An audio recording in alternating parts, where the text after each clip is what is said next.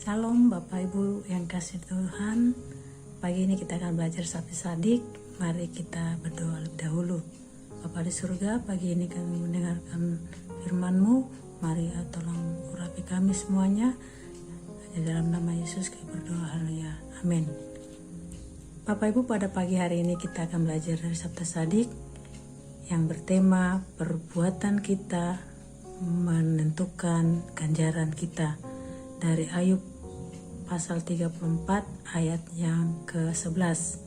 Malah ia mengganjar manusia sesuai perbuatannya dan membuat setiap orang mengalami sesuai kelakuannya.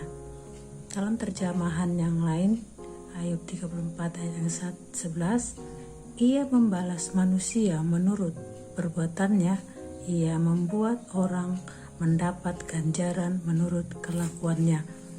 Nah, ada satu yang menarik di situ, kata mengganjar. Arti mengganjar menurut Kamus Bahasa Indonesia ialah memberi hukuman. Contoh, hakim telah memutuskan mengganjar penjahat 2 tahun penjara.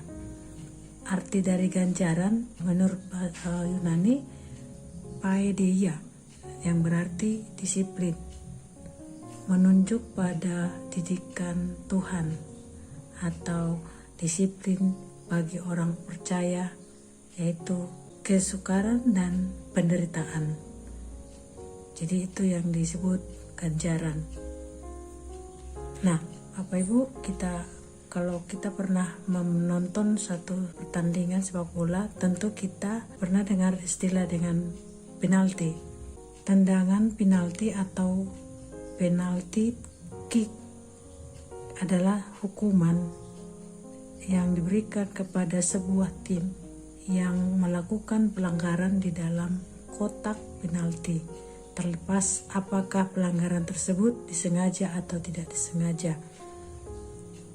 Tentu hal ini sangat merugikan karena persentase dari pertandingan penalti untuk menjadi gol sangat besar. Bahkan seringkali penalti ini menjadi penentu kekalahan. Nah, saudara yang kekasih, apakah kaitan penalti ini dengan keadaan hidup dan kerohanian kita? Adakah kita mengalami kebobolan, gol, dan alami kekalahan akibat pelanggaran-pelanggaran yang kita lakukan? Artinya, adakah dalam hidup yang kita jalani kita mengalami kebocoran finansial, keretakan hubungan, kalah bersaing, dan sebagainya, yang disebabkan karena kita memang melanggar aturan demi memperoleh kemenangan atau keuntungan yang besar. Terkadang manusia menempuh segala cara yang curang dan melanggar aturan.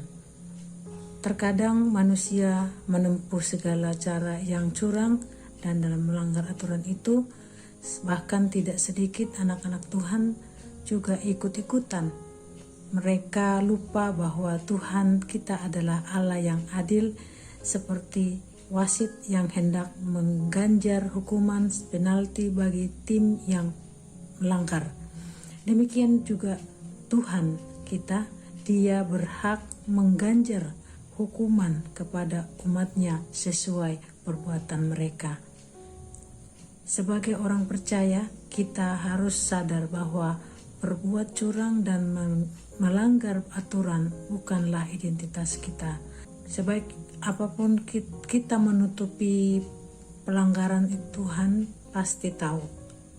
Dalam Amsal 28 ayat 13 menasihatkan kepada kita, siapa menyembunyikan pelanggarannya tidak akan beruntung, tetapi siapa mengakuinya dan meninggalkannya akan disayangi.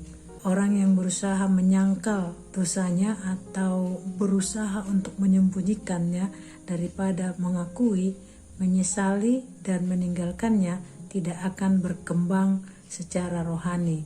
Tetapi pengampunan dan kemurahan Allah tersedia bagi semua yang datang kepada Allah dalam pertobatan yang sungguh-sungguh. Oleh sebab itu, mari kita merenungkan baik-baik di hari ini, di pagi hari ini. Kita semua tidak ingin diganjar dengan hukuman, melainkan mampu meraih kemenangan yang murni dari Tuhan. Untuk meraihnya kita perlu kerja keras, disiplin, dan ketaatan yang sungguh kepada firman Tuhan. Haleluya, kiranya Tuhan Yesus menolong kita semua dan memampukan kita untuk melakukan apa yang benar di hadapan Tuhan. Jangan kita diperhadapkan dengan ganjaran, tetapi kita beroleh dengan belas kasihan Tuhan yang menolong kita dalam setiap kehidupan kita.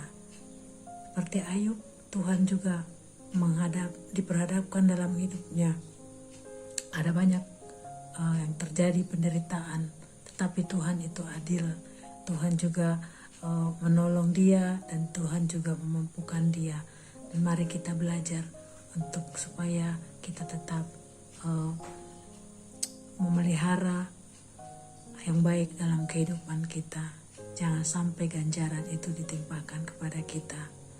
Puji nama Tuhan. Mari kita berdoa. Terima kasih Tuhan, pagi ini kami bersyukur buat pelajaran firman Tuhan dari Sabda Sadik. Biarlah apa yang menjadi ganjaran itu Tuhan, untuk kami dapat juga belajar, untuk kami didisiplin dan kami mengetahui apa yang salah di hadapan Tuhan, supaya kami dapat berubah dan kami mengetahui yang benar dan tidak benar. Biarlah Tuhan Engkau mengoreksi setiap kami. Terima kasih Tuhan, dalam nama Yesus kami berdoa. Haleluya. Amin. Shalom.